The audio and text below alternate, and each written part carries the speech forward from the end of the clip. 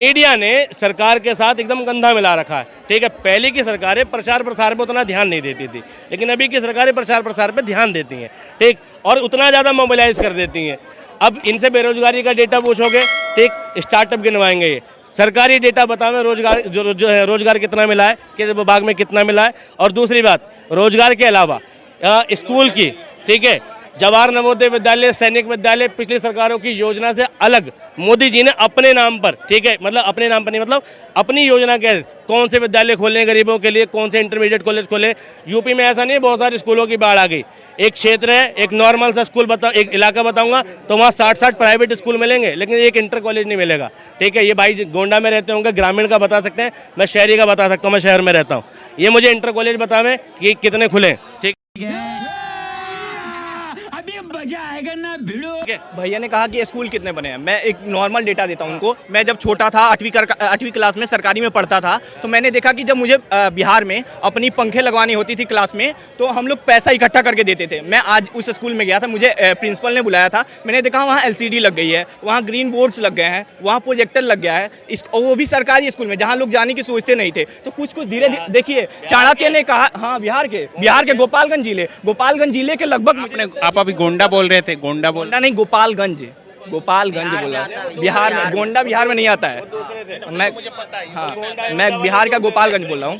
हाँ, और सबसे ये तो विकास हुआ। यही नहीं, अभी और सुनिए। चाणक्य ने कहा जनता को लालची होना चाहिए, लेकिन लालची होना चाहिए, सरकार से मांगते रहना चाहिए, ये तो कम नहीं करना चाहिए। लेकिन जनता अगर संतुष्ट भी ना हो ना, तो ये भी लोकतंत्र के लिए खतरा है। देखिए, कहीं कहीं सरकार अच्छी काम करे तो इन भैया को भी बड़ाई करनी चाहिए,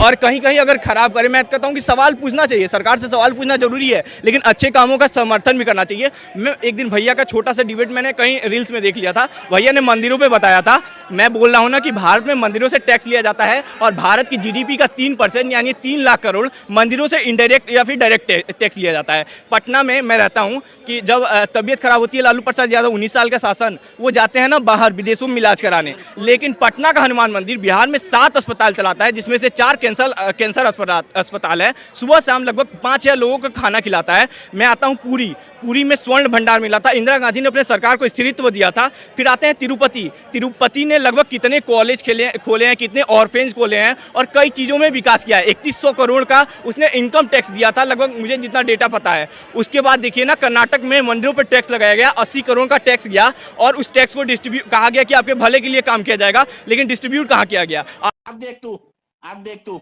8 करोड़ चर्च पे, 7 करोड़ मदरसों पे, और 7 करोड़ गुरु। एक बात बताऊं, मैं धर्म से बहुत लोग विरोध करते हैं। मुझे लगता है ना कि हमारा धर्म जब तक एजुकेशन के साथ चलता था, आज आप किसी गुरुकुल में चले जाइए, वहाँ कहा जाएगा कि संसारिक मोहमाया से दूर हो जाइए। किसी मदरसे में चला जाइएगा तो वहाँ कहा जाएगा कि ये संसार की, वहाँ भी यही कहा जाएगा कि व्यापारिक मोहमाया या फिर उससे दूर रहिए। मैकाले ने सबसे पहले क्या कहा?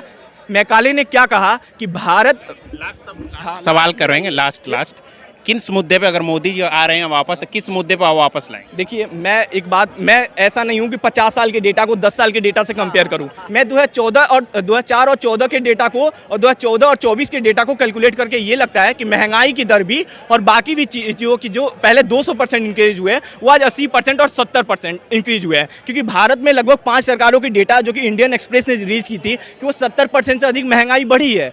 लेकिन मैं ये कहता हूँ कि अगर सड़कें बनी हैं, अगर स्कूल्स बने हैं, एम्स, अगर 2003 में एम्स के बारे में उन्होंने कह दिया अटल बिहारी वाजपेयी ने, तो कांग्रेस सरकार में जाके बनी थी। तो अगर स्थापना भी किया गया, कुछ भी किया गया, आगे जाके उसका काम होगा। मुझे लगता है कुछ अच्छा काम हुआ है, और आगे भी देखना चाहिए इस चीज़ को। किस मुद्दे पर इस पर वोट होना चाहिए? मुझे तो देश के बेसिक मुद्दे पर ही वोट देना चाहिए, और देश के मूलभूत ढांचे को ध्यान में रख के वोट देना चाहिए। ठीक है, कोई भी व्यक्ति है, अगर वो आपके इलाके में काम करा रहा है, ठीक है, उसे वोट दो।